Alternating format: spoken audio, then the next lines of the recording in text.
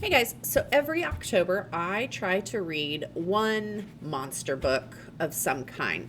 And I have had this book on my TBR list forever and just hadn't gotten around to it, and decided this year was the year. So October 1st rolled around, picked up this book, could not put it down.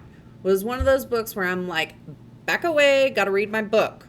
And thank goodness my friends and family understand this problem, that I have sometimes when books are so good that you just can't put them down. So this time is Holly Black's The Coldest Girl in Coldtown. And if you know me, you know I love Holly Black. She's a pretty good writer.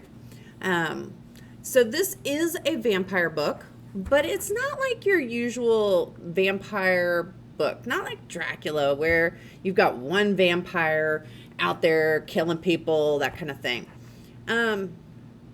Basically, Holly Black's created this world where vampires have come in and infected populations, and the way that the United States handled it, which is quite different than other areas of the world, the way the United States handled it was to create these things called cold towns, which are previously existing cities that the United States decided was so overrun with vampires that they just built giant walls all the way around it, one in, one out kind of thing, and walled all the vampires in it. And so if you are a vampire, you have to go live in Cold Town or you die. Like, that's your choices kind of thing. But it was the way to keep people safe. And like kids are, we have fire drills and things like that. Kids are trained on how to defend themselves against vampires and that kind of stuff. I mean, it's an everyday thing for them. And so like everybody goes in at night so the vampires can't get them. Their homes are built with safety features, all of that stuff. So anyway, our main character, Tana, and one of the reasons I love this book is one of my best friends named Tana. And so, I had to enjoy that part. Our main character, though, Tana, is at a party, and she ends up falling asleep at the party. It's unclear really why, but she falls asleep at the party, and when she wakes up, everybody at the party is dead. The vampires have attacked and killed them, and she is the only one alive. So as she's trying to figure out, like, I gotta get my car keys, I gotta get my phone, and I gotta get out of here kind of thing, right? She goes to the room that had all the coats in it, and she discovers her ex-boyfriend has been bitten and is in the process of turning into a vampire.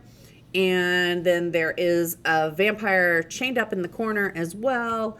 And so she's like, oh my gosh, how in the world am I going to get my keys and everything and get out of this place? And while she's working on that, a gang of vampires comes to the bedroom door and is trying to get in there to get her too.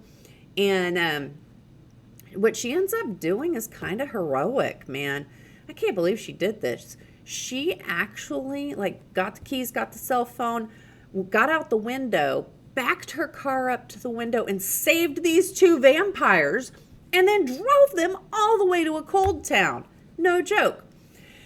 So that's just like in the first chapter of the book. And you're like, what? That's just in the first chapter? Yeah. So the rest of the book is like her in Cold Town trying to determine if she's been infected or not, and kind of the missteps that people have. And then there's this vampire hierarchy, like people in charge. And she's trying to figure out who the good guys are and the bad guys are. And, everybody's trying to eat her. And it's just craziness. Total craziness. So if you're a fan of vampire books, I highly, highly recommend Coldest Girl in Cold Town. Oh my gosh, so good, so awesome. Holly Black, whoop whoop, awesome writer.